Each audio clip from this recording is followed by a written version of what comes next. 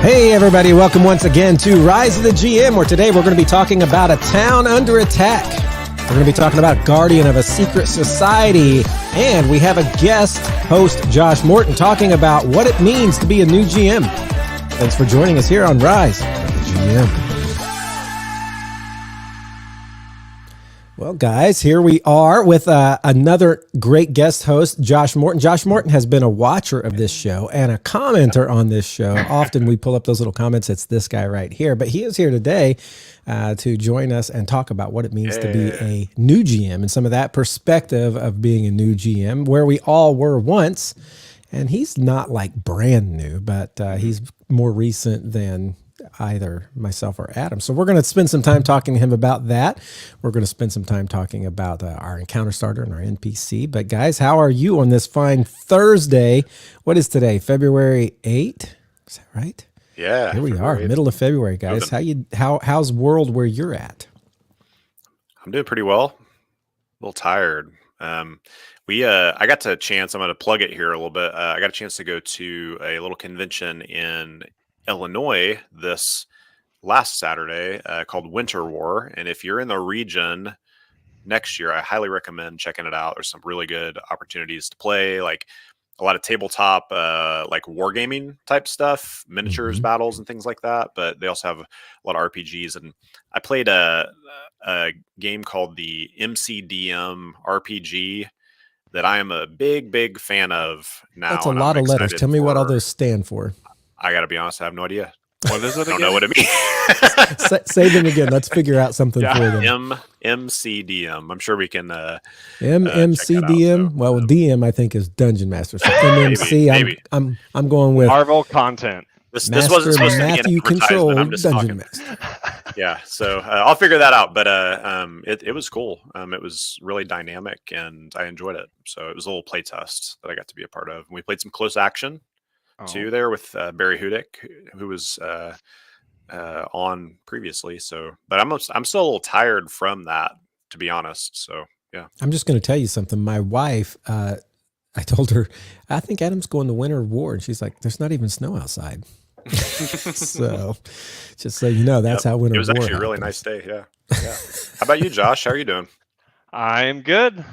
Yeah. Work week is almost done, so. Yeah. Gaming tonight with you guys. So yeah. Cool. Yeah. We're looking forward to a good one there. I'm going to ruin the GM's plans. Joke's on you. There are none. Josh, before we jump in, why don't you tell us a little bit about yourself, and then we'll like jump into an encounter today. But cool. What makes you tick? What makes me tick? Yeah. Well, you can see my name. I'm Josh Morton. Josh Morton, my name makes me tick. Reigning from Illinois here. And I played with Adam and Matthew for what now? 6 years plus? 6+ years? It was probably around 17 or 18 when you started, right? What? 2017, 2018. Oh, I'm like, I was not 17 or 18. I think in years of gaming, right. But no, 2017 to 2018, right around there. Because I remember I have a file where I had a bunch of stuff in 2017 where I was putting together the Dormant Mind. They played for just about a year before that first party exploded, and then you guys were the second party. Yeah, I know Alex wasn't born, and he was born in 2018. So 2017 probably. We were playing a bit before I ever had kids, so that sounds about right. There you go. Yeah, love all things fantasy. You can see books and games and the whole bit surrounding me. So yeah, that's me. He still doesn't have a gaming t-shirt though from his wife. Somebody, Leah, if you're listening, fix that. We were talking before we got on here. I just noticed that I'm wearing, what does this say? Awesome Dads. Explore Dungeons and Slay Dragons. Nice. Right. Awesome Dads. Explore Dungeons and Slay Dragons. I always have to read it to remember what it says. We were talking about it, and he's like, I still don't have, nobody's gotten me any gaming gifts yet. I'm like, what? We need to, make sure she watches this. Got it. And, Don't watch any of the rest, Leah, just this one. I am gaming related gifts. Okay. Oh, that's funny. Well, let's go ahead and jump into Josh will get to sit in and help comment on our encounter starter of the week, the encounter that you could drop into your campaign, maybe. Yeah. So, Adam, I'm going to let you take that this week. Awesome. What do we got? Yeah, this is a Desperation on the River. And again, if you're jumping in new or have forgot, this is from the Eureka book from Gnome Stew. Desperation on the River. While sheltering in an isolated river town during their travels, the PCs learn that the town is in dire straits. Run by a retired adventurer, the town has long been plagued by a tribe of ogres that lives on the far side of the river. A week ago, the ogres raided the town and kidnapped several children. In retaliation, the townsfolk attacked the ogres and slew several of them, including the chieftain's daughter. The children were rescued, but the ogres have sworn a blood oath to destroy the town and kill its inhabitants. The mayor has tangled with the ogres in the past and knows some lore about their rituals and their tactics. He estimates that the ogres will strike in roughly a week. On behalf of the town, the mayor implores the PCs to aid them. Without the PC's help, the townsfolk will be forced to flee their homes for good. This is an open-ended scenario. The PCs are presented with a problem and a few logical options for solving it, and how they solve it is up to them. The first option is to prepare the town for a siege, training townsfolk to fight from the walls, shoring up fortifications, digging a moat, etc. The second is to take the fight directly to the ogres by heading up to their caves and wiping them all out. This will be difficult, as there are more ogres than the PCs can safely face alone. The third is to try diplomacy and attempt to negotiate with the ogres to secure the town's safety. This could involve ritual combat between the ogre's champion and a PC or things like that. The ogres also have two surprises of their own. One bloodline within the tribe tends to produce smarter than average ogres. Two of them will spy on the town. If their spying goes undetected, then the ogres will be better prepared for whatever the PCs choose to do. If caught, they can provide valuable intelligence about the ogre caves and their forces, if suitably convinced. Additionally, as part of their preparations for assaulting the town, the ogre chief will summon and bind a demon, promising the souls of the soon-to-be captured townfolk in exchange for the demon's aid in battle. The demon will hang back and use its powers to blindside the PCs who are expecting to fight only ogres. So this is Desperation on the River. Fun stuff. I like the open-ended nature of this. The fact that they say that it can go, they're going to give you this scenario and it can go one of many different ways. And they give you three options, I think. You could wait for the attack and resist it. You could go attack them, or you could try and, figure it out another way. And if there's any sorts of attacks, then there's this whole demon thing, but also there's these like spies. And you get to plant in there how they're going to be. Yeah, there's going to be these roles for like finding out that they're there and all of that business. I like the open-ended nature of it, and I think it can lead to a lot of fun play. And don't forget, players can always come up with option 4. You may think, "Oh, I've planned for if we prepare for siege. I've planned for if we go attack them, what's going to happen, and I plan for, a parlay of sorts or a ritual combat." Right. And then they'll come up with like option D that you had no idea, and I can't even think of what that would be right here off the top of my head. But they will. They'll think of it For sure. for sure. Josh, what comes to mind What for do you guys think? I like Matthew. I do like the open-ended part of it, and I think as a GM, probably it'd be important to like implant maybe an NPC in there that like is gung-ho about fortifications, because I feel like at least with my party a lot of the time, I don't want to call them murder hobos, but if they can fight, they're gonna probably fight. Yeah. So just like, you don't want to force their hand to do one thing or the other, but to put a like, I don't know, the town captain or something, mentions, hey, we've got this, and this, we can build a moat, or like something to get their brains moving on that there are more than just moving forward and fighting. Yeah, that's a really good point. I think that's a good use of an NPC too, and even sometimes it's just a matter, it's not like, I'm thinking of two different things now. Sometimes I have a hard time in the like, okay, here's 3 options, not getting like in my brain, man, this is the one I really want them to do. like I have to watch that a lot of times, but also it's like it is so easy to, I think, bias the group accidentally, kind of thing. So I have to watch that a lot.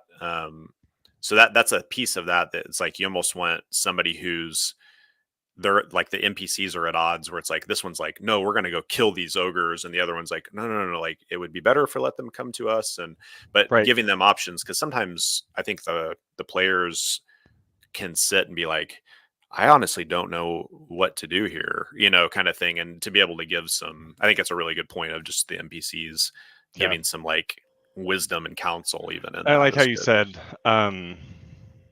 like the multiple NPCs giving ideas, because in reality, if these ogres are attacking them in a week, you're going to have some people saying, deuces, I'm leaving, I'm taking all my stuff and I'm gone.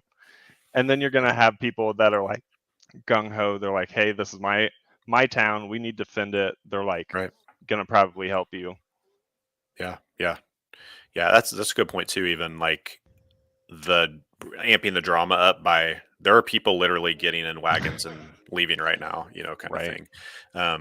I really like this kind of style of thing. And I did that in the recent game where early on, but you guys were going in and it was like the Knoll attack or like the Aarakocra dealing with the hag and that kind of like, it's again that thing of this isn't just a city that is in stasis until the moment you walk into it and then it all snaps in.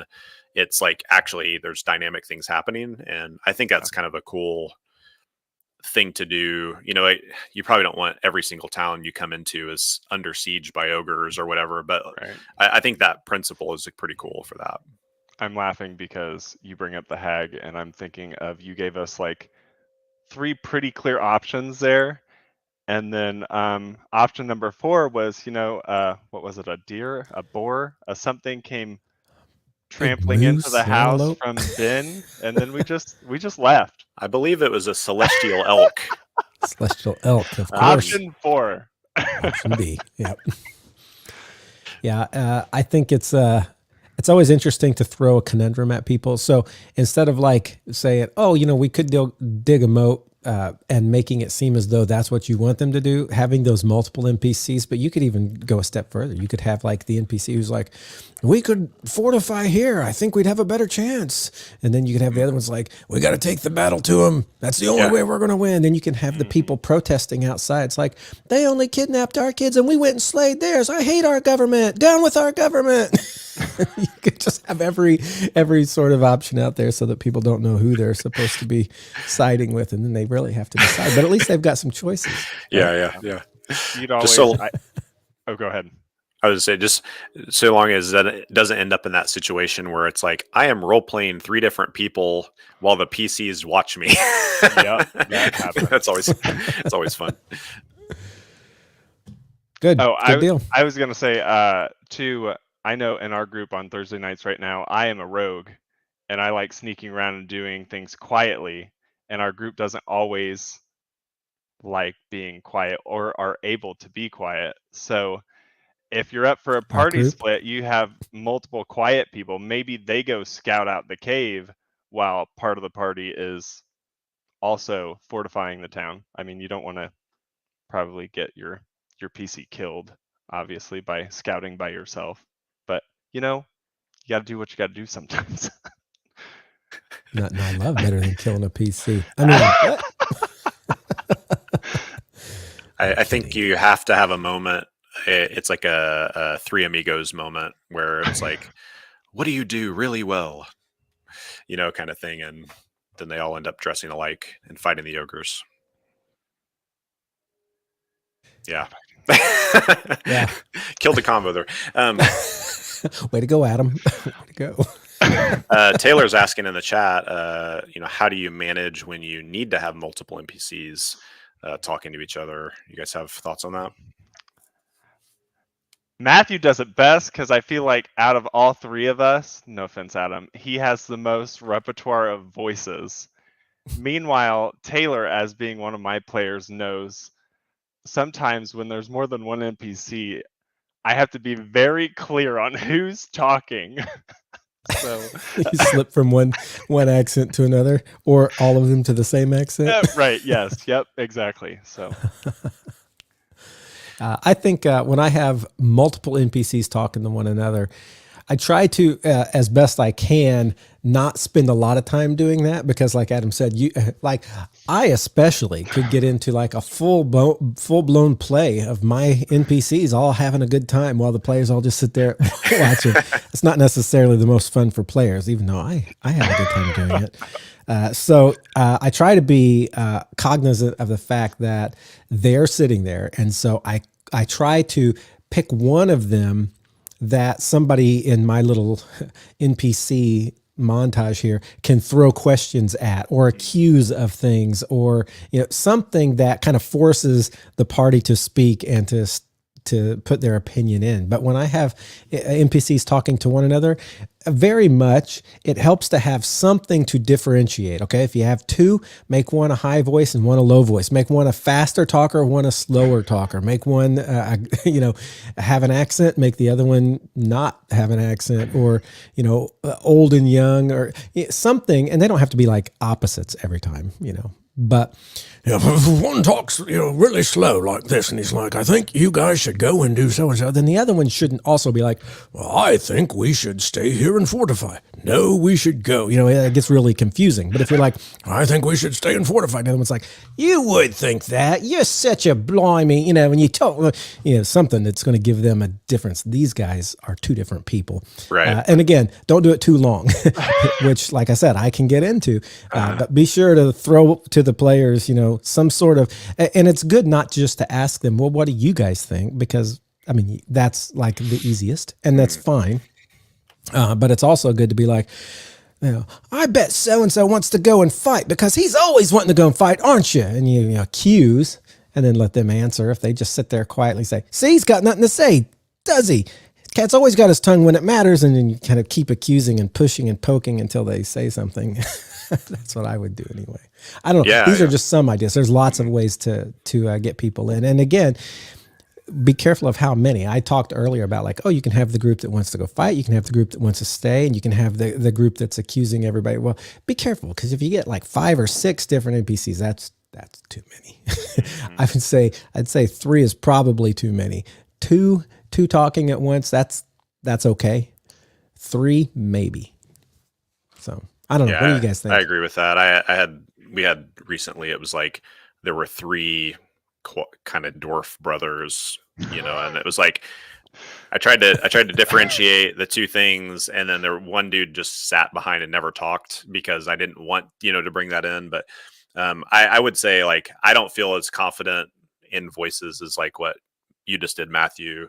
But I think those like principles you were just saying of like, I watched a video at one point about voicing, and it's like totally what you're saying of like, there's so many different layers of slow. Like slow and low is much different than slow and high, and like trying to think in terms of those kind of quadrants a little bit, it helps differentiate that. I think it's fine to say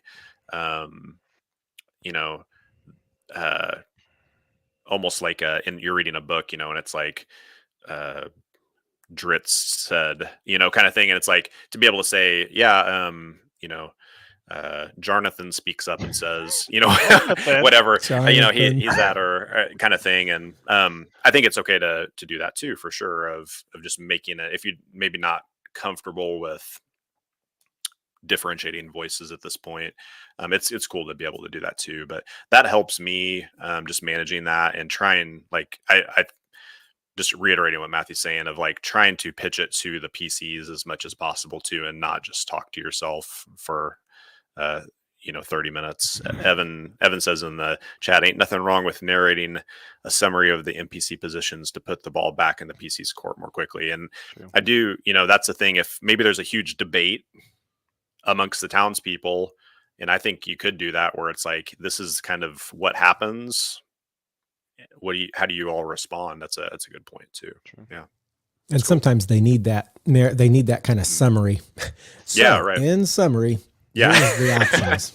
because they'll get off in tangents for sure. who knows how long. And then one guy's over there like talking about how much he can drink and going to the bathroom, and it's Right. like getting way off topic. And so like them kind of bringing it back can be good. Yeah. So yeah, good sure, that's question. good. Hey, let's talk a little bit today about what it means to be a new GM. And so this is what I love about today is this whole podcast is this idea of Rise of the GM. We want to help empower GMs, and we don't consider ourselves the professionals by any means, but we like to bring up conversations that hopefully get people who are looking to do a game master or a dungeon master situation. They can start to say, okay, that's ways I might do it. So we want to help all of us rise. And so Josh is more new to this. I don't know when you started actually doing GM. I was gonna say, I think Adam and I were talking earlier in the week.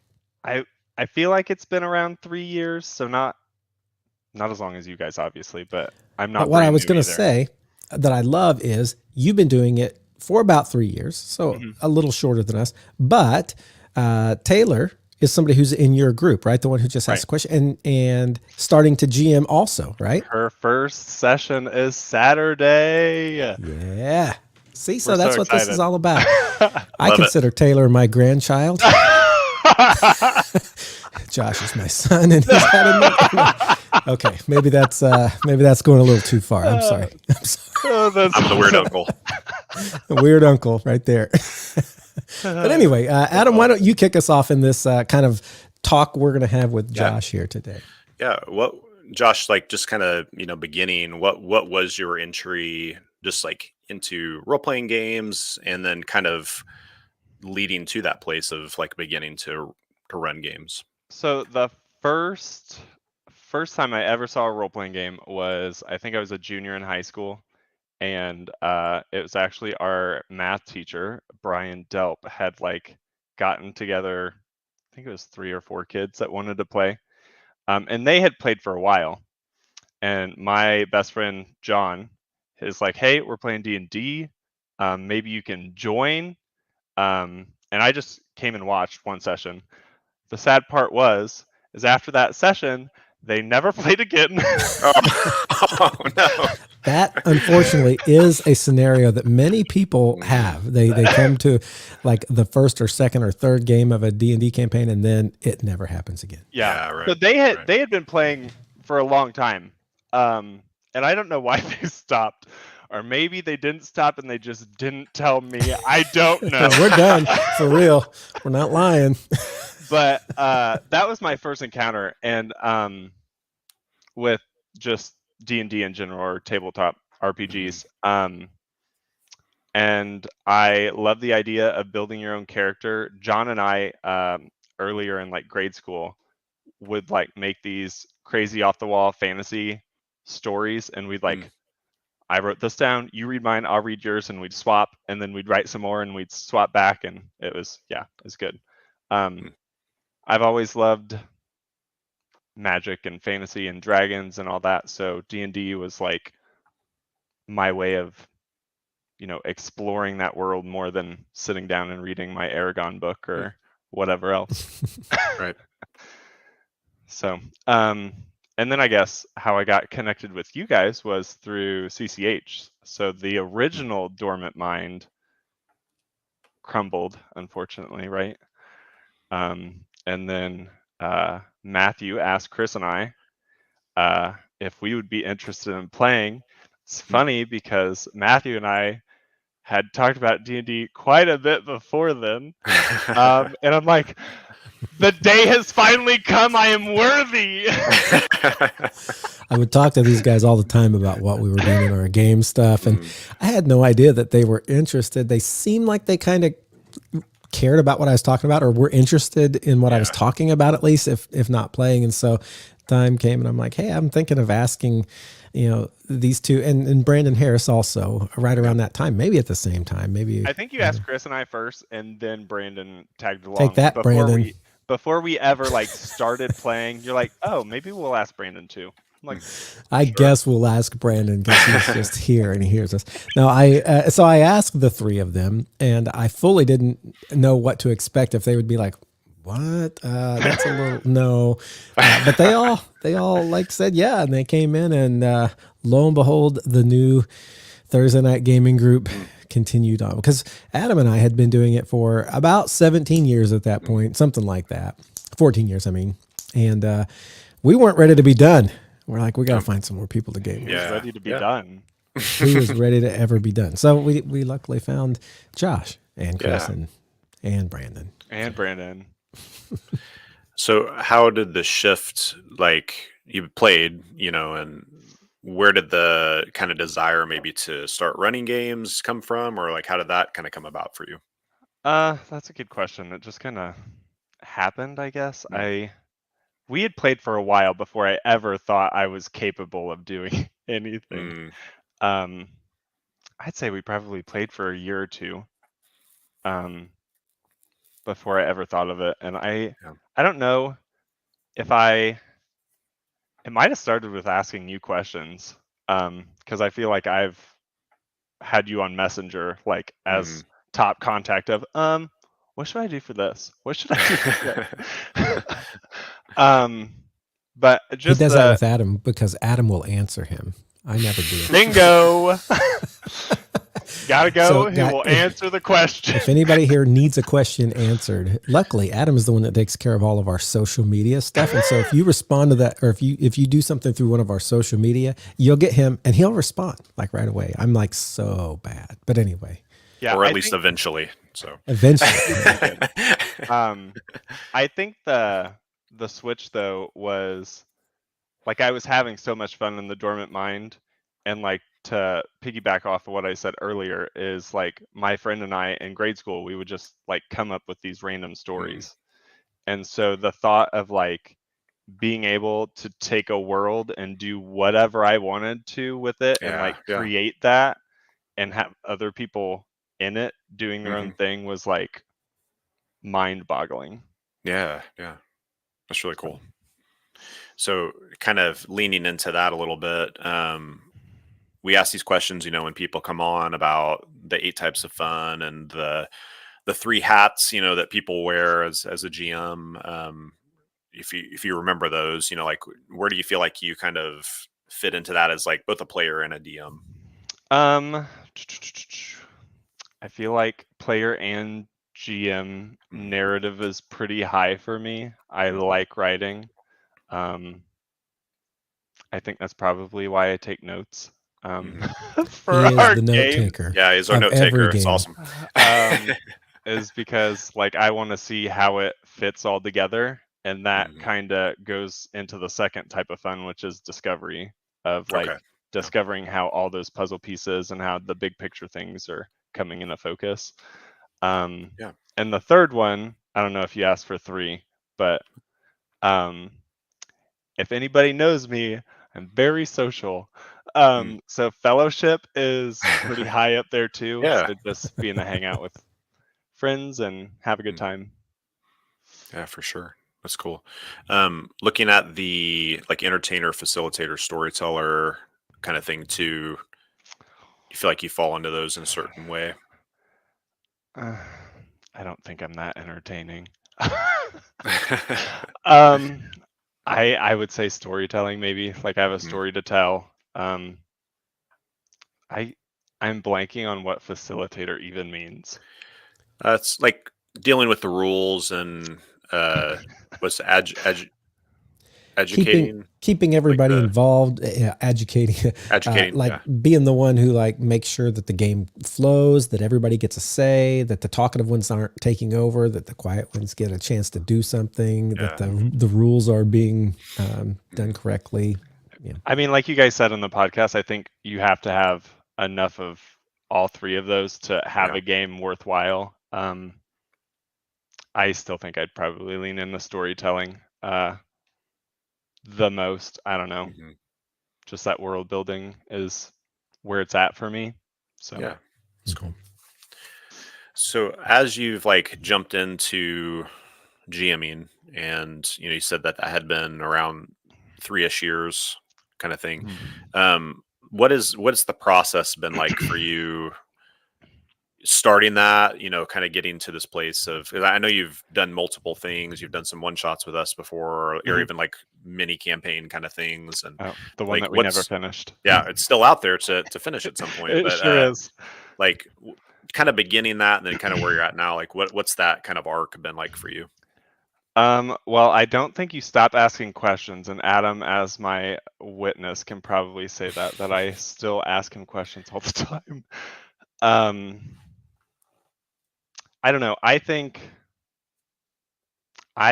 so when I first started, I thought modules were where it was at. I didn't have to lean so hard into my own brain. I didn't know I knew the rules, but like I was, you're nervous about running a game. Everybody's looking at you. So I think as a new GM, it is good to like maybe do a one shot where everything's spelled out for you. Yeah. As a GM now, honestly, I hate one shots because I have to read them 1,000 times to make sure I don't forget something. And that's a lot of work compared to improving something off the top of your head, I think. Another thing that I did, and I think you guys talked about this in your world building series, which was the one you're still on. You haven't finished that yet, right? Right. Yeah. Is the first game I played was The Dormant Mind, and Matthew had this great big huge amazing map, and it was so daunting to me to like find a map that I liked. I looked and I looked and I looked and I looked, and I couldn't fall in love with one, but I had already fallen in love with the Dormant Mind map. So I'm like, I'm just gonna steal his map. And it's funny because Matthew has little, like, he's named some of those towns on that map, right? And so I don't have the same names as him for some of those places, and I'm not cool enough to like Photoshop those names out and put mine in. So my players are like, Kalefall? What? It says Kalefall. This isn't Phaolin. It's Kalefall. And I'm like, oh no. This is a very old Elven map. That was the ancient name. Yeah. I love it. So, and Taylor, you're listening. So that's because that is Matthew's. My main goal is to try and intimidate people into like not feeling like they can ever. You're like, I was so intimidated. So in your mind, Josh, with that, like, is this, and I'm just kind of a joke question, but is it the same world at a different time period? Is it a different, like, is this a branch of the timeline? Like, what's going on there? It's not a joke question because that's so true. Hey, and cool. In my head, and I don't know if it'll end this way, but in my head, and I can't say much because Taylor's on here. Dang it! Now you know what's going on every week. In my head, when I'm mapping all this out, you do your arcs and whatnot, and you kind of have like an ending in mind where, like, our process of like gathering those items and like beating back the force, like, this is before all that happened and how those things were maybe created. Wait a minute, and yours they is were before sealed away mine? the first time, yeah. Which is why we need to finish it, Matthew. I love it. Yeah. Cool. I can't do it afterwards. I don't know how it ended. I know how it started, though.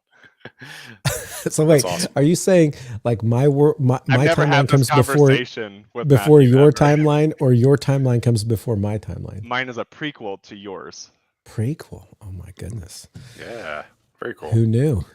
I did, but we've never had this conversation. Cool. Well, that's awesome. So like kind of in the process thing, just kind of getting back to that since I derailed it.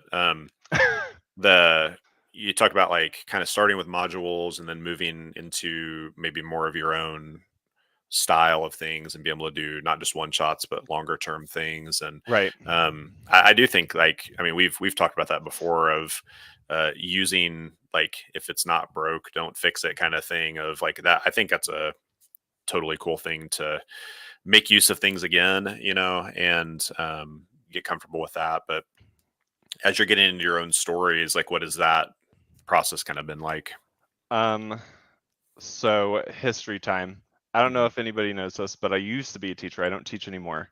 But when I first started GMing, I'm not kidding, I would almost script everything out. I just had to know what that was.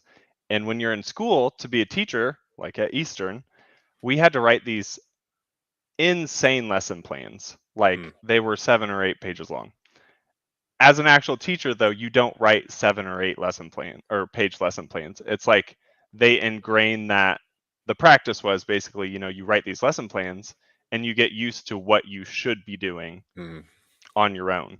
And so I feel like I kind of did that with GMing, not even thinking about that. Yeah. But I scripted it all out for a while so that I was comfortable in where I needed to go. And now I mean, I might have a page or 2 of notes and I know where I kind of want them to go, but Right. I don't have 17 pages of notes anymore. Thank God. My wife hard to probably follow. loves that too.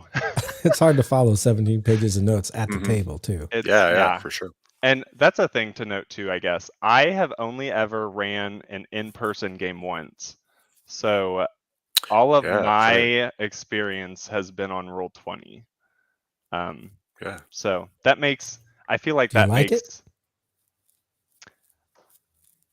Yes, no, kind of. I was so nervous the first time I ever GM'd in person, and Taylor can tell you that. She was there. I do like online for a handful of reasons, and I think it's the resources that I have having 3 computer screens in front of me is there while you're kind of tied to what you have in the moment at a table. I always just had 3 computers at the table. Actually, I did have a computer and an iPad and a phone. Yeah. Oh yeah, you used to do that, didn't you? I did. When we were at your house. Yeah. That's true. I forgot about that. Yeah. And I derailed myself, so I don't know where we were at. I'm sorry. Yeah, no, that's cool. No, as far as like the GMing, you know, seat kind of thing, what do you feel like maybe is the greatest difficulty that you've experienced in being like again, fairly new, right, decently new kind of? I keep coming back to the Dormant Mind because that's where we started, or that's where I started. Dormant Mind is in Pathfinder. My longest standing campaign has been in Pathfinder. And the way Matthew runs things is very different than rules is written, right? What? What? A feat every level, this, that, and the other. And so when you are, I'm going to call it power playing. When you're power playing like that, I feel like my biggest difficulty as a GM is finding that right level of an encounter to throw at my players. And if you guys were here last week, the question that Adam and Matthew answered at the very end was because I have a hard time as I'm trying to mentor Taylor in GMing how to do that.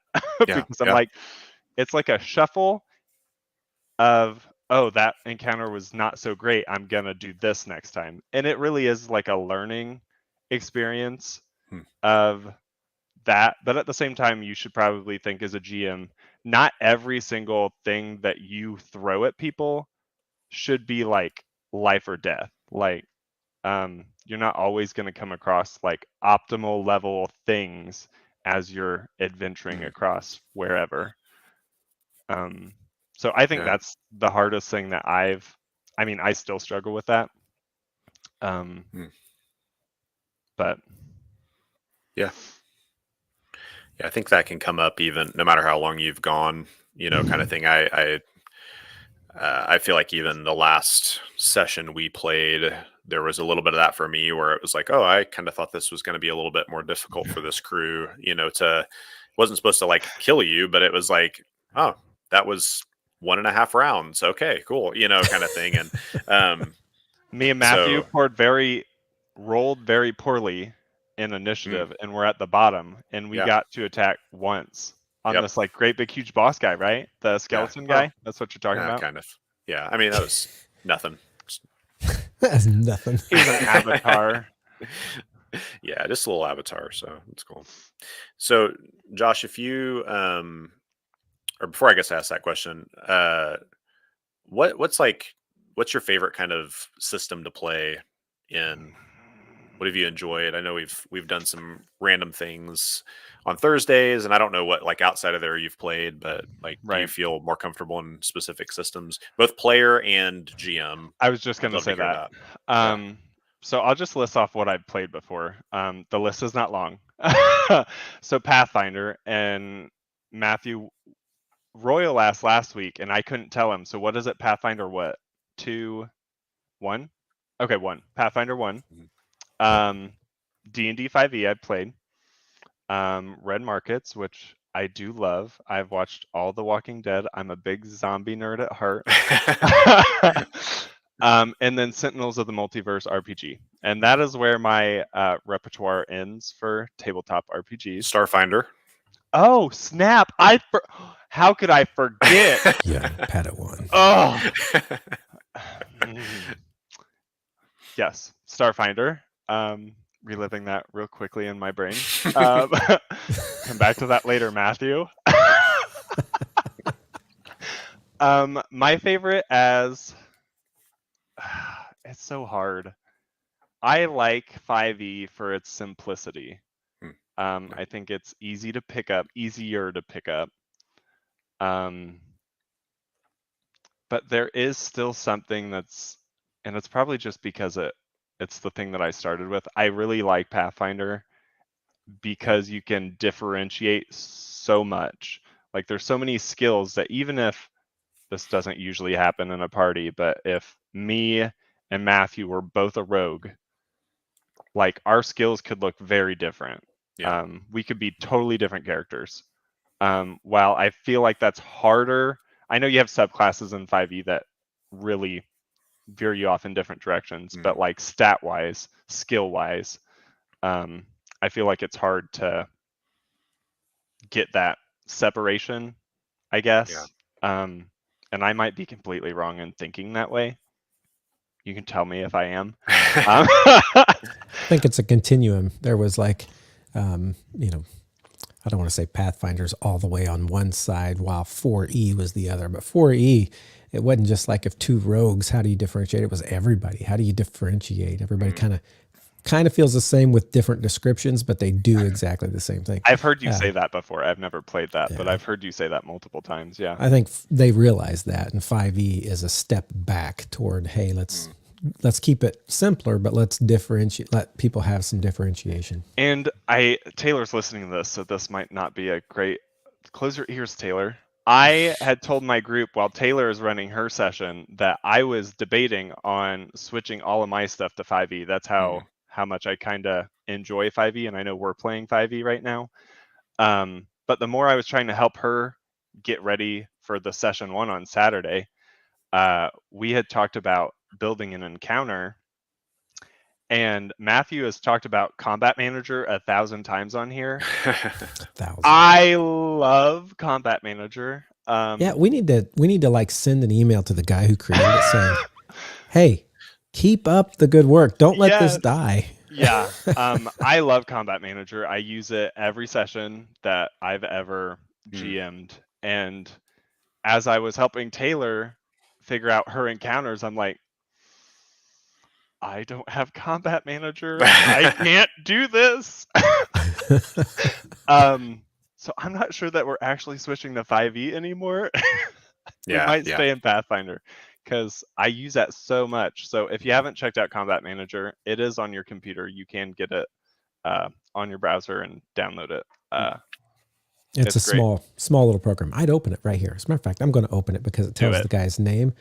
It's Kyle Olson, Olson. You've been called out, Olson. Kyle. So if anybody knows how to get a hold of Kyle Olson, we can all let him know how much we enjoy the work he's doing. Yeah. I kind of jumped over this, Josh, moving into that, but we talked about the difficulty. Like just like a difficulty. What's the greatest difficulty? What's been like fulfilling as a GM over the last years?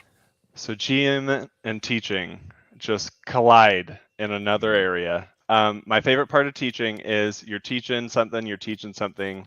Not all your kids are going to get it at the same pace, right? But eventually you have that light bulb moment. I think that's my favorite part of GMing. It's like you've built the story, you're kind of piddle poking around things to make players come to realization that all these different backstories and whatever are coming together to do whatever you want in your world. And that like light bulb moment is pretty great. And you don't get it every session, but when you do, you like walk away and you're like, yeah, I've done something. They got it. Yeah. So I think that's the most fulfilling part of GMing for me. Yeah, and it's hard because as the GM, you feel like you always want to have. So you had Adam, you could always ask questions about. Adam and I kind of had each other not to ask questions, but to kind of bounce stuff off of while trying not to give stuff away because we're always playing in each other's games. Yeah. But I do think that there is something important about not just being the Lone Ranger when it comes to being a GM. Amen. Yeah. But the hard part about not being the Lone Ranger is you really want to tell somebody what's going on. You really want to tell somebody, man, they don't know it, but when we get to hear craziness is gonna blow their minds. But you can't tell anybody because they're in your games. So my person, if you have a GM who's not in your game, that's even better. Yeah, that person for me used to be Brandon Laswell, and then he joined my campaign. And then I'm like, okay, Adam, I'm just gonna talk to you a lot now, okay? I love it. And then Adam says, I will never join your campaign now. It's funny because Taylor is in the same exact predicament. Like I can only help her so much without her just spilling the beans. So I'm like, Adam, you should talk to Taylor. So I know so much about this game now. You don't even know. It's going to be awesome. It will be. Not better be. So one last question, Josh, unless Matthew has some to throw in there. If you're speaking to ascending GMs, people who are interested in just working on their craft, or maybe they're brand new, what's the one or two things that you would want to share that maybe you haven't already for someone who's stepping into that role? Well, I think you guys have talked about the rule of cool, right? The rule of cool or the rule of fun? Now I'm taking it out. I think there you go. I like the rule of cool. I said the rule of cool, and Adam and Matthew are like, "Did we say that?" I was thinking that's awesome. Let's go with rule of cool from now on. Both of those are good rules. You don't have to be a stickler on rules. If something's gonna make somebody's day or make something come to light, like let that happen. Now, obviously, you can't just let them walk all over God's green earth and be deities in your world. Like, what fun is that? But the rule of fun, or the rule of cool, whoever you talk to, I think that's a good rule.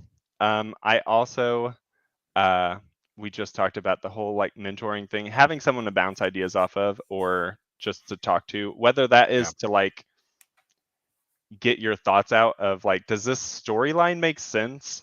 Or even like I ask you like, okay, we're going into this town.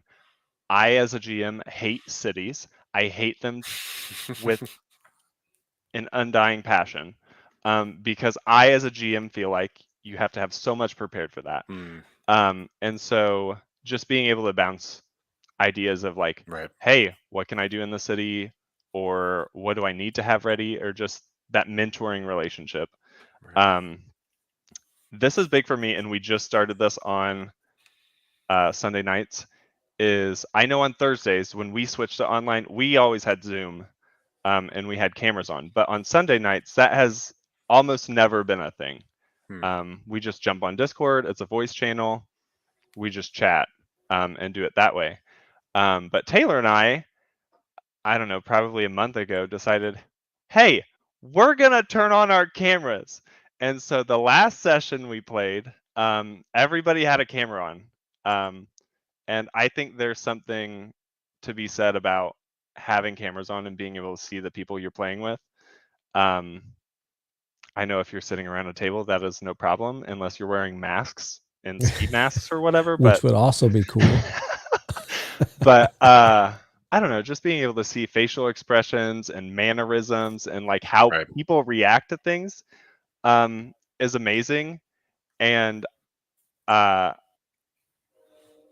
I personally am not a good poker player. My face gives away a lot of things. He's telling the truth. So when I've GM'd on Thursday nights, I have turned my camera off because people are doing things and I cannot control my face. So I don't know. It's just fun being able to see the people you're playing with, especially if you're doing it online. So I would say there's probably some GMs out there who come across this channel, watch some of this, and you have always kind of been like, whenever me and my friends get together, I'm the GM, and we do this, and it's really fun. And you may even say, sometimes I'd like to play, but secretly down deep inside, you love being that role of GM. I sometimes fall in that. I like having like that control. I like being able to do all those NPCs, all that kind of stuff. But do take the initiative to like look around and see who might be able to run a game or two at your table, and suggest that. Sometimes people will never step into that until you suggest it. Say, hey, why don't you run this? I can help you, kind of figure out how you're doing that. Or would anybody here be interested in running a game? And it does feel like a little loss of control to step back and be a player when somebody else begins to do that GM role. But you'll find that you can multiply your fun and your ideas, and you can get sparks of stuff that will help you keep from burning out as a GM. I think there's just a lot of good to being aware of the people at your table who might step up and run a game. At our table, we rotate that, and I think this is a lot of tables. We rotate that, and sometimes it'll stay for a good bit of time on one GM, but then we'll move and let somebody else do it for a while, move and let somebody else do it for a while. And I think there is good that comes out of that. Aside from the fact that you get new ideas and stuff, you get to raise up new GMs, which is a good thing. Yeah, I like that a lot. And I've actually thought about that on our kind of personal level of like, that would be cool to see happen more and like give more control over, like you're saying. So that is a really good thing. So it awesome, is Josh. It is hard sometimes to give up that control. But like he was saying, and I've told Taylor this, I step back from Sunday nights because I have reached that point where I've done it long enough that I'm like, I'm not super passionate about this right now. So I'm like, let Taylor do her thing, which is going to be amazing. Yeah. And by the time she has reached that point, then we can switch it back over to me or someone else. Yep. Yeah, right. So that's cool. Or if you're like me and Adam, every time I get busy at work, he gets to be the GM. I'm mentally overdone. Adam, you're on. Whether he wants it or not. Whether you want it or not. He has always been great about, I can run something, which has been life-saving. So, yeah. Awesome. Well, thank you, Josh. We appreciate it.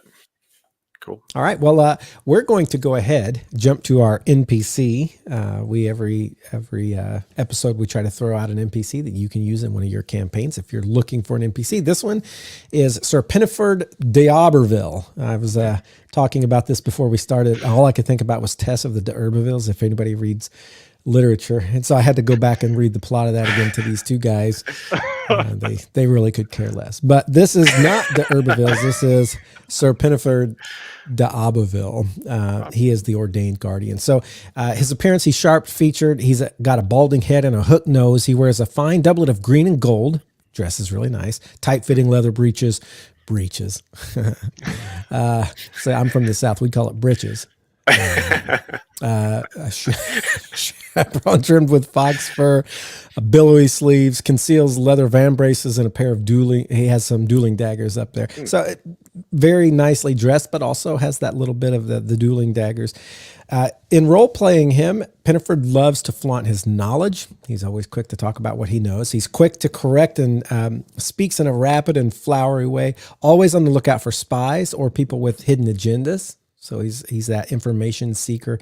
He'll shamelessly ask probing questions of anyone. He's a bit of a snob, and he favors the royal we. You might hear him saying like, "We see great danger in this," you know. So he believes himself a keeper of knowledge and superior to other people. It's what he can't share with others that are simpletons around him that truly bothers him. He's like a GM. He wants to tell everybody everything he knows, but he can't.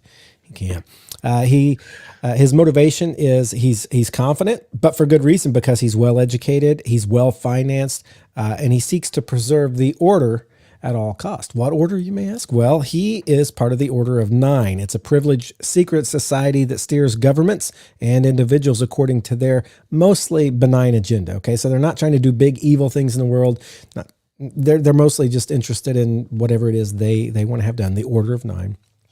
Peniford's wealth and parentage assured his ascension to this order, and his penchant for maintaining loyalty at all costs won him the position of legate, right? So as legate for the Order of Nine, he's tasked with preserving their time-honored rituals, ferreting out those who would oppose their plans, and to this end, he has been well trained in martial arts, which would surprise many who would cross him and see him just as this academician. So he is a guy who looks like a well-educated, well-bred, and people might not understand kind of everything that's going on in his life, but it's all about knowing what's going on, knowing who's doing what, steering what's going on, but also being able to fight when necessary.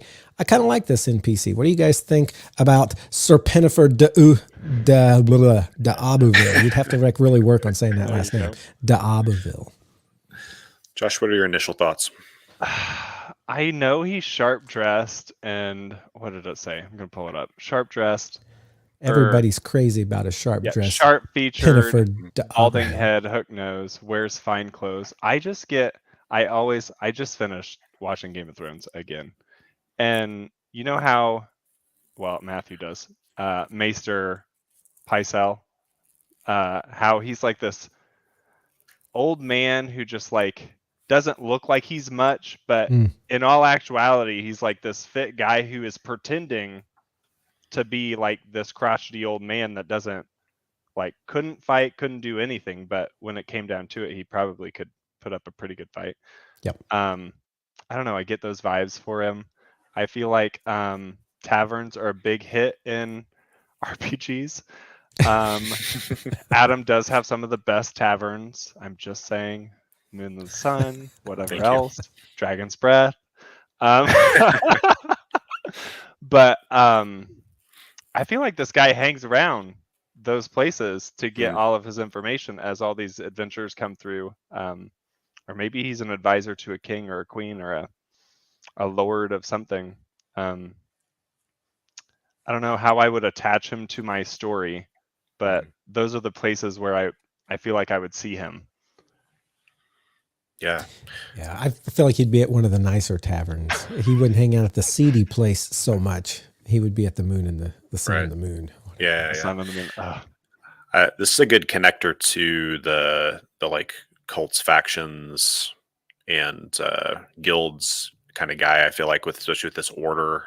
I want to know more about this order. I want to see that develop. I want to discover that. Like as I read this, like I like him, and I think it's a cool like personality to put into that. But man, I want to know more about this group of people who are like guiding governments and have their own plans. Like, what are those plans? You know, I think that would be a really cool group to bring in, and tying that into like, you know, maybe he's somebody they have had some sort of connection to the Order of the Nine, or like have had an encounter with them, and now he's someone who comes out of the woodwork of bringing him into that. Or, you know, it could be the opposite way where they meet him and then get introduced to the Order of the Nine. But that I think would be a neat thing to just see people go deeper into the plot or deeper into like what are they actually trying to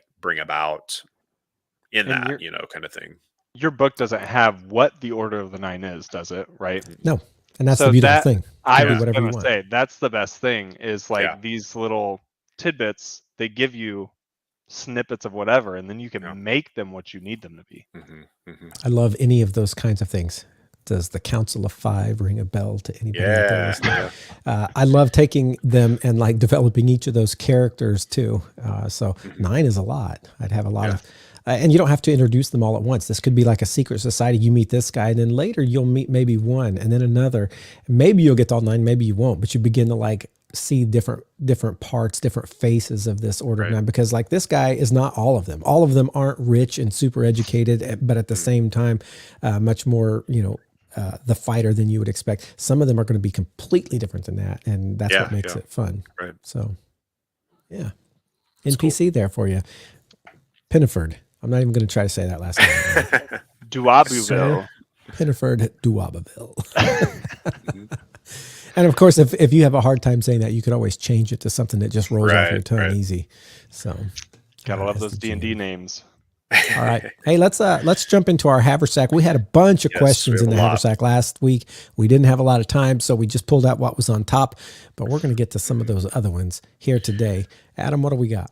Yeah, so we're going to start today. The longest running one we have here is from Eric Bright, and it's actually a 5-part question part thing here. So we'll read this, and it's got some really good things for us to think about. The first one's going to be about weaving magic into the world building process, but I want to read his email here. Good day, gentlemen. I really enjoyed the guilds, factions, and cults episode, and in particular, how you differentiated between guilds and factions. However, when listing some standard guilds, I must say that you left out the most important guild of all, the Wizards Guild from WoW. As far as I'm aware, my character Ranthar Darkfire is still the head of the Wizards Guild in Onan, and may feel the need to drop a fiery Greyhound bust spell in retaliation for being overlooked. This leads me to my first of a few follow-up questions. Number 1, what are some interesting ways to weave magic into your world building process, whether through guilds or otherwise? The more I play, the stranger I find it that every tiny hamlet isn't a perfect utopia with a single druid raising all the crops and a wizard casting unseen servant to harvest everything. With magic permeating most fantasy worlds, what in-world reason can ascending DMs have for magic not solving all of the world's problems? It's a good question. Yeah, I mean, I very much see this as magic is a limited resource. And even the powerful people, they can't just sit there and cast like constantly. And people are ambitious. They do what is good for them. So this idea of like, oh, you have like this, what did he say? Who made it grow? The druid. Like druid growing it. Yeah, the druid makes things grow, and then the other person does. Yeah, that's all fine and dandy if everybody was like only for the good of society and not for the good of me. It's like I got this power, and even people who are good still sometimes will run out of power. They just don't have enough. The truth is, you think about like how much it takes to make something grow. You make a vine grow or whatever when you're fighting, but you picture that in a whole field. The field's big. You're going to run out of your spells like after about like 8 rows if you're really powerful. So you're not going to be able to like grow stuff for everybody, even as a very powerful person, but you may be able to kind of help in some situations. But to not have just like the magicians doing or the wizards doing everything, I would it would very much come down to the fact that nobody could really do all of that. The world's a big place. What's the line? Oh no, that's the opposite. It's a small world, but I would want to mow it. It's a big world, and I still don't want to mow it. Yeah, or make the plants grow.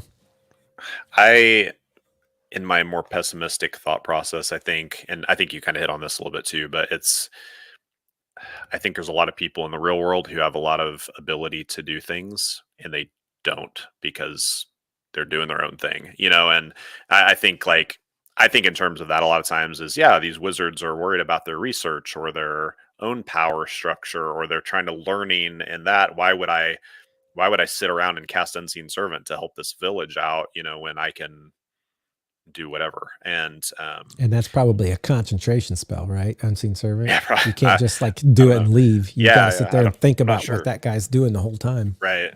So I will, like, honest thought is I haven't thought about this a ton in my games, but if I think real hard about it, that's probably one of my justifications is like people are self-oriented and they're not gonna do that as often.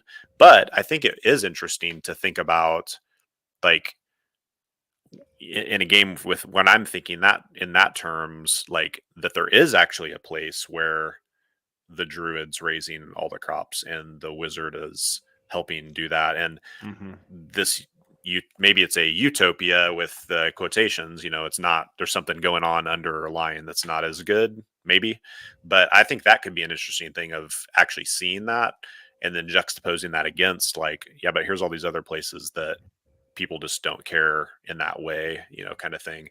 I think that's kind of the way I would typically think about that, but also that idea of limited resource.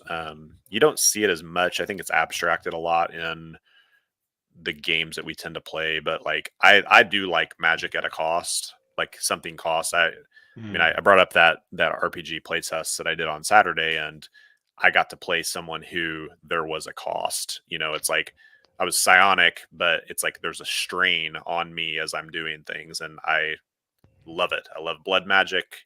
I love those kind, that kind of stuff. And it's like this is a very overt, this costs. And so I think, like, even though it's abstracted a lot of times where it's like, well, I just have spell slots and then they're gone and they'll come back tomorrow morning. But that maybe there's a cost somewhere. So that's why you can't just stand out in the field and do that constantly, even if it's just your own energy that's being that. So, and I think in my worlds, you're going to find the everyday people doing the everyday good things, not being mentioned, not really a big part. But it's like our world, there are people, you can like look at governments that are doing an unjust war and the governments who are fighting back, and are they just, and everybody has problems, but there's, all this going on. But in those places, there are still people living every day and doing kind deeds, and you would come across those, but they're never going to make the news, because what's making the news are the cataclysmic things of the world, and that's where heroes tend to find themselves. So I think as people go through, they'll find people who are doing like small acts of good in their village, and that's kind of their life. But as heroes, you're not going to settle down there and just be part of that. And so that's going to be a passing thing that you see. What's going to catch your attention more is, well, there's this great rift and the demons are pouring through, but there's also this great, wizard who is fighting that. And so he's not growing crops because he's like out here making power stones that are going to stop the flow of and now you guys are pulled up into that. And so it's going to end up that those things kind of take the center stage. But that doesn't mean that there's not like these like everyday type people that you're going to come across who are just living life in their village, never traveled beyond. They're not looking for glory or any of that. They're just doing their thing. Yeah. I think like, kind of swinging back into the interesting ways to weave it, because I went on a different direction. The knowing like how magic even plays a role in your game, I think is going to be important. I tend to probably go, magic is a lot more prevalent than even I desire as a GM, but it goes that way kind of deal. I always have this thought. It's kind of like I always want to do this like urban thing, and you're in the back alleys and that's all the game is, and it never happens. I also sometimes think about like, man, what would it be like to have like no items, very little magic, and then immediately I'm like, here, have a chest full of loot, and then it gets thrown out. But like weaving that in, I think is interesting. I think about, there was a situation we were in the Dormant Mind where we got down in like a basement, and they were using like a fire elemental as the furnace, basically. I don't know if you're remembering that. It was, I do. It burst out and we had to fight it too in the middle of that. I think that was the Dream Monastery maybe, or something. But I've used a similar thing, and I probably ripped it off from that, where I remember we were in like a volcanic island, and the little village there had they had bound ice elementals in a similar fashion around the town so that it was keeping the town in this like dome of cooler air so they could actually survive. I'm sure I ripped that off from like a flip of what Matthew had done, but I like stuff like that too. And I think there's been some recently that I can't bring to my mind, but I know I've done some just like, here's a practical use for a weird thing. And I think that's a kind of an interesting way to see Magic play a role. That's maybe it's not just like someone throwing a fireball or flying through the air. I just finished a video game, and I cannot remember the name of it, about a month ago, where magic had a very negative effect on the world. And I thought that was pretty cool. So the more people use magic in the world, it brought like where the magic was coming from this different plane that was like, opposite of the material plane. And the more people used it, this tear in the world started happening. And the more people used it, the wider it got. Yeah. So just having, I think it was kind of cool just to have like that negative. It almost, I mean, you're always going to have your bad people out there doing whatever they want, whenever they want. Right. But like putting a cap on it in the sense of like, well, I don't want to burst this, burst all of this magic, because then there's this down the road. And maybe in your story in this video game, it was them trying to close that at the very end of the game. Oh, okay. Wow. So that's cool. Yeah, let's jump to another question here from Eric. Thanks, guys. The number 2, I love the idea of a guild as a vehicle for quests or a way to provide direction to a fledgling group of PCs. This provides structure in the early game and immediate connections to movers and shakers. However, what in-world reason would DMs be able to provide for having the low-level PCs tackle problems instead of higher-ranking guild members doing it? If the PCs take care of everything, they really should be asking their superiors, what would you say you do here? After all, as Matthew has said, many games get epic in nature, and epic problems call for epic solutions. Is simply working your way up the ladder, or prophecies dictating their involvement? Is it simply working your way up the ladder, or prophecies dictating their involvement? Again, another good question. You know me, I love a good prophecy where the person you didn't expect ends up being the one to save the world. But I think all through history, stories have been about this idea that all great heroes come from some humble origin, right? All great heroes started off just as people, and it's only the way situations have unfolded that have made them into great heroes. And then, of course, their actions along the way, what they choose. And so I think whether it's a fact that these guilds, the higher ups, just don't see the importance of this or feel like it's beneath them at the time. Maybe they don't realize it's going to turn into the world-changing epic thing that it does. Or maybe they're more self-absorbed and have their own interests that they're doing something in that vein. And so you get to do this. Whatever it is, it's that idea that from those humble people who are willing and able, willingness is as big a part as anything in what makes a great story. And so for me, what keeps the higher ups of the guild from taking all that, I think a lot of it is either they don't understand or they don't care. Or it's this idea that through the twist of prophecy, it's going to be, this one who no one thought would be anything, who ends up being the greatest of all. Right. Yeah. I think my biggest thing with this as a player, not even as a GM, would be, well, if I'm doing all this, what's the point of me being in the guild? Like, what are you gonna give me for doing this? You know what I'm saying? That's exactly what happened in that game I'm running.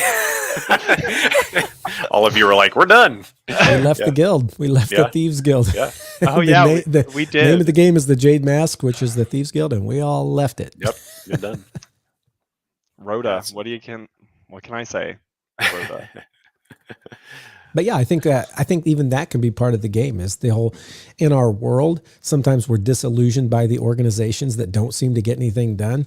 And I think, in our games, we kind of go to these guilds, and at first we begin to find identity in them. Hey, I'm part of the Thieves Guild. Hey, I'm part of the Blacksmithing Guild, or whatever it is, the guild we choose, the Wizards Guild. And they're giving me things, and it makes me feel like I'm advancing and doing things. And at some point we become disillusioned, and we begin to see that, hey, being part of this is not my identity. I am me, and maybe I don't even need that. And I think that's all part of the gaming too, that whole growth process of a character. Right. It's the same as in real life. Yeah. I think about this question, and like one of the immediate things that came to mind was like the Harry Potter stories. It's like these kids are the ones that are like dealing with the Dark Lord trying to come back and all these horrific things. And part of it's like it's from their perspective, and they're having throughout all of it, it's like, no, we're not going to tell the adults, we're not going to tell the teachers because we'll get in trouble or whatever. But there even are some moments there where it's like, okay, well, what about all these like super powerful like wizards that could be doing something about this? And I think about that sometimes. One, it's more interesting for the students to be doing it, right? Or if I can go to my Lord of the Rings stuff, it's like, okay, why doesn't Elrond do something about this? There's a meme out there that's like, the one person at the council who's been to Mount Doom doesn't volunteer to go to Mount Doom. it's like that kind of thing, and part of it's the story, but I think they could have a lot. It's like, well, I'm too busy ruling and like stewarding this place that I'm in charge of to take care of this. Or maybe I'm washed up, maybe the person's like, they're not actually as powerful as they used to be. Or maybe they're selfish, and maybe they're dealing with, I got to take care of this field over here with my druid spells, and I can't go fight the ogres. I need you to do that kind of thing. So I think you can justify in those ways. I like what Fiendish Aura commented here. They said, if I have a guild setting, I always add 2 branches. Whatever the party doesn't get completed, there's an NPC branch that does that. It makes the world feel more alive. So it's not just you guys. You're not the only movers and shakers in the world. But of course, our story is going to focus on what you're doing. Right. But that doesn't mean that some of these other things still don't need done. So that's a good good input there. That's great. All right, let's go to 3 here. Question 3. On the heels of this, you mentioned characters having flaws, but organizations can have flaws as well, whether it's layers of red tape, corrupt leaders, or systematic bias. What would be some interesting flaws for guilds to have? Perhaps these flaws can give room for the PCs to shine. Yeah, I think you mentioned them. I think there's some corruption. There's some just inefficiency. There's some. You don't like the new guild leader? Yeah. You hate the new guild leader? Yeah, the real flaw with the Jade Mask was Rhoda. Sorry, anybody who's not in that game. No. So I mean, look, I'll use that, kind of thing. I think so you guys have been far enough through. The initial leader had power and like authority in some ways, but in a lot of ways was pretty superficial. Yeah. And is it lame duck? Is that the thing? Lame duck, you don't really do a lot, kind of, is that the right term? Yep. That's kind of where he was at the end. I mean, he had you all come to protect him on his way, because his skill set and even his power wasn't really about like martial prowess kind of thing. It was like leading and manipulation and things like that kind of stuff. It didn't do very good if they got attacked by orcs on the road kind of thing. So he needed you with that. So he was kind of in that, maybe even like washed up, or just, I don't really care about this anymore kind of level. But then Rhoda is she's the new leader that was chosen by the Avatar of Mask and affirmed by you all, by the way. But there was, that was more of a like, you didn't like the leadership. So there's a problem there. That could be divisive. It was divisive. You all left the guild, even though she had never done anything to you. And but that could be an ongoing thing as well within the guild. Maybe there's other people who, there was another lieutenant who maybe thought, oh, I thought I was going to be the new leader, kind of thing. And so maybe there's division there. There could just be people who just are comfortable and lazy and don't want to do anything. If it's a guild that's supposed to be moving the world and nobody cares, that leaves a pretty good opening for PCs to come in and be active, kind of thing. So yeah. Any other thoughts on that one? I'm good. Flaws. I feel like almost any flaw you could give an individual, you could probably give to a organization, and let that happen. So now on to a couple of questions about the current episode, which actually was last episode. So this is for, sorry about that, Eric. Thinking about cosmology and planes, I recall that WoW has no gods other than the legend of Patricia, the flying turtle upon whose back rests Olivonen. I do remember that too. Can you have the supernatural or the spiritual without the divine? What is the relationship between those? Does it make sense to have things like undead and clerics without gods? So this question kind of being like, if there's not really a divine situation happening in your game, like you don't really have a group of like a pantheon, how does that affect things like divine spells and paladins and clerics and things like that? Could you lean on the elements, or would that still be like a pantheon of gods? You know what I'm saying? I think you could. I mean, like not saying like, oh, the god of fire, right? But like just like you're fire drawing itself. Power from. Yeah. I like think that'd be almost drawing power from the element or the energy that is within it. Right. Yeah. I mean, starting to even kind of move, like thinking. I don't know. I'm talking from my ignorance here, but like if like Avatar, like that kind of comes to mind for me. I don't really know what the situation is with like religion or anything in that, but that kind of comes to mind as even like drawing on those elements. Sure. Yeah. I almost wonder about ideals, like, and I don't want to just like rename, what do we call her last time? It's the Raven Queen. But like, renaming the Raven Queen just the ideal of death, kind of thing. I think I don't want to do that, but I wonder about that ideal of like wrath or envy or those kind of things, if those would even could power things like that. I don't know, Matthew, you got thoughts on that? When I look at this question, I think my brain automatically goes to, well, what would it look like if you didn't have some of these, and what would that throw a twist in the world? For me, that would be like a game building sort of thing. It's like, some of the gods have disappeared. We don't know what happened. And now clerics cannot, banish undead because they don't have the power, or people can't die. And so everything is undead just walking around because the god of death is gone.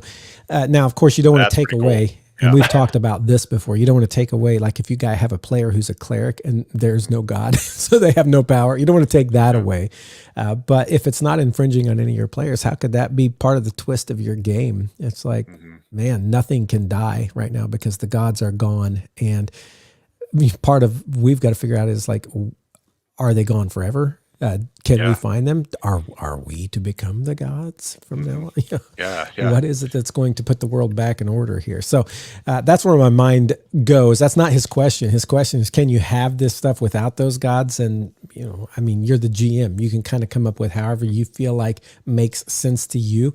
But I would play around with, if you didn't want to have the normal gods, I'm assuming there's a reason you don't want to have those normal gods. And if so, okay, well, what can you do in your world that might make it have a twist that none other has? So and I don't know if that's something that you would want to take care of, like session 0, like talking about.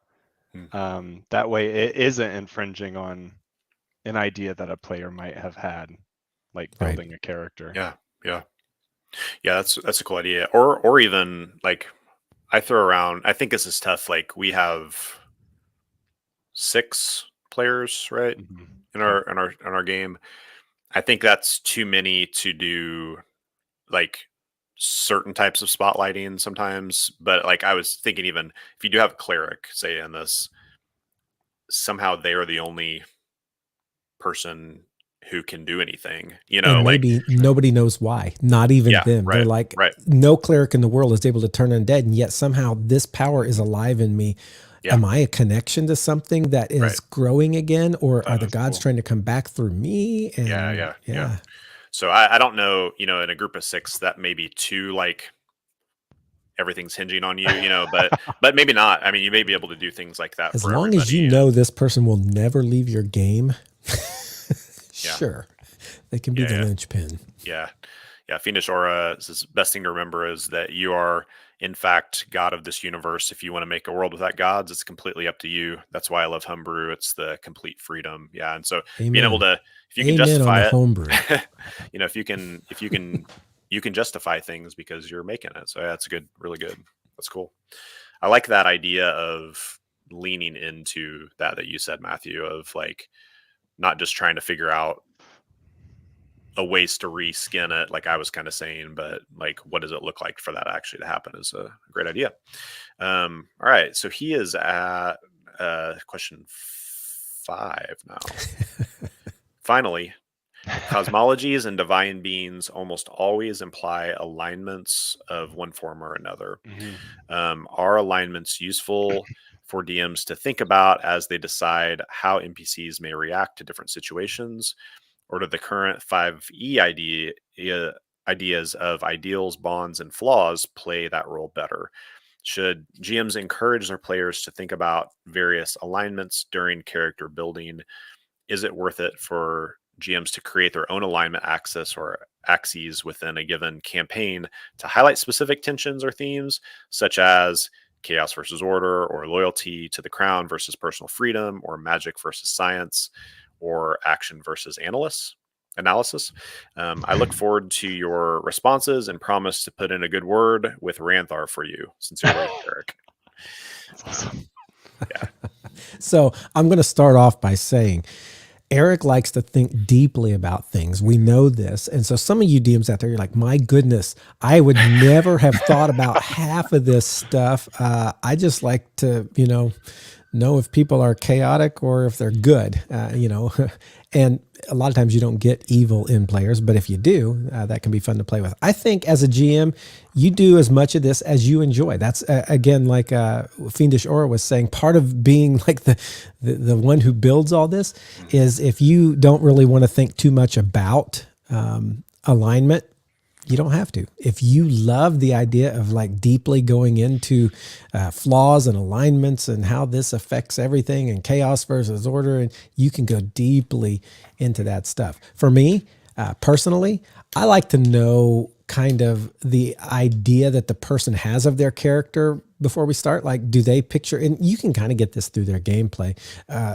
do they consider themselves like a lawful good person that you must do right? Right is the thing that we should do as heroes, or they're the kind of person who's like, oh, you never know what I'm going to do, the chaotic neutral.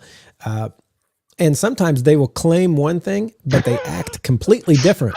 And that's important to know too, because then that shows you that in their head, they feel like they should be doing this, but they really want to be doing this. And so for me, I like to know that much. And then I don't go much beyond that. But I don't know. What about you guys? What do you think about that? I think it was you, Adam, that I was talking about this to a while back.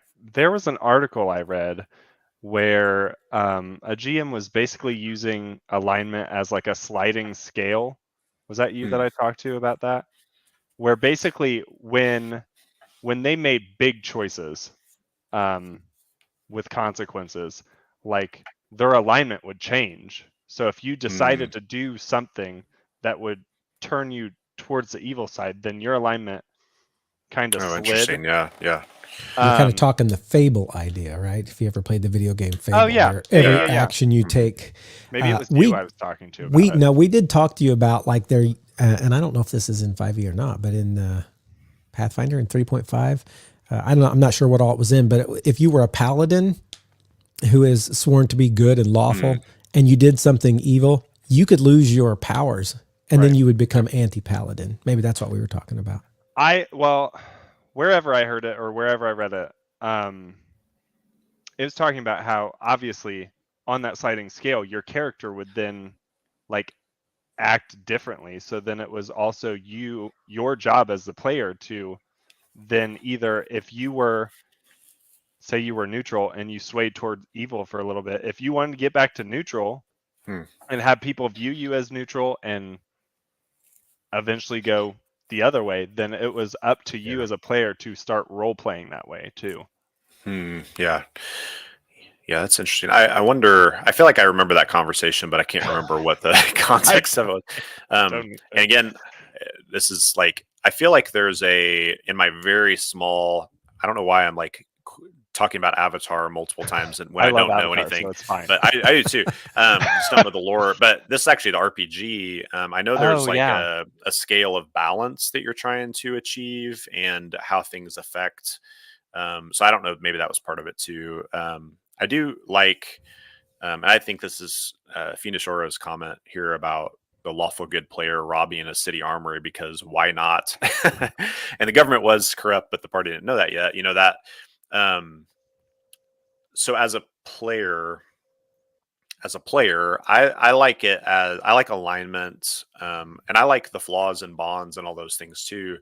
For me, I like those things to help inform the role play, at least like the beginning of the thing of like, that's what it's for me. I don't want it to be a massive constraint, but like, can this inform the way I'm role playing? But I really come down to like motivation, I think, with these things the most, especially NPCs. And I feel like I learned that from Matthew, of like thinking in terms of, you know, Josh, you were talking about having like a full manuscript of things. That's totally my first campaign was like, I still have the binder that's 500 pages of paper, you know, over the course of that year of like, I could run the game again probably, but I remember him talking about, Matthew, you talking about like, when I don't need to have every single thing scripted from this character who's going to talk. One, the PCs are going to derail it immediately and all my script's going to be out the window. But two, like knowing, okay, if I know the motivations of this person, I can respond or be proactive about what I'm saying, kind of thing. And so I tend to think in terms like of, you know, I think I'm trying to answer into that question, but like that idea of like, if I can know, you know, this barkeep's motivations, then I'll be able to talk to the PCs better than if I had a bunch of things lined out. So I like that, you know, as far as the NPC kind of thing, thinking in terms of, and one other thing I'll say is I feel like I've been influenced definitely by red markets that we've talked about. And once again, we're going to talk about the game eventually, because I think it's an awesome game, but it is good. Everybody you interact with or the players have a weak spot, soft spot, and tough spot. So if you're a player, you have that, and that informs your role play. And there can be some reward for putting yourself into harm's way and actually I'm playing the hero because of my soft spot when really I should be worrying about surviving. There can be some reward there, but also people like your client who you're doing the job for, you can use those things to like push on. And I think that's informed even like a D&D game for me of, okay, well, this noble person who the PCs are dealing with, like, what is their weak spot? And I may not be putting in that exact terms, but that idea is kind of coming out a little bit, and it's helped me a little bit. Yeah. So that's alignment stuff. And that, awesome. Eric, we're glad you asked those questions. Yeah. We're sorry we got to them late, but good conversation nonetheless. Let's see. It's 1:33. Should we do more? Save some? I think we're going to save them. Okay. If you've submitted questions to our Haversack, they're not forgotten. They're just down in there. Okay. We pull them out eventually. At the right time. At the right time. Exactly when you need them. Exactly when you need them. So, hey, we are so thankful that you guys decided to join us today here to talk about what what it's like to become a GM and to see those new GMs rise and to answer some of these questions and all the stuff that we did. And we hope you'll join us next time when we're going to be talking about what, Adam? We're going to be talking about world building, like magic and items. Magic and items in the world. That'll be a fun one. So do join us next week for that here on Rise of the GM. And do be sure to check out all of our socials where you can ask Adam questions and get stuff into the Haversack and all that stuff. Yep. So thanks, guys, and we'll see you next time.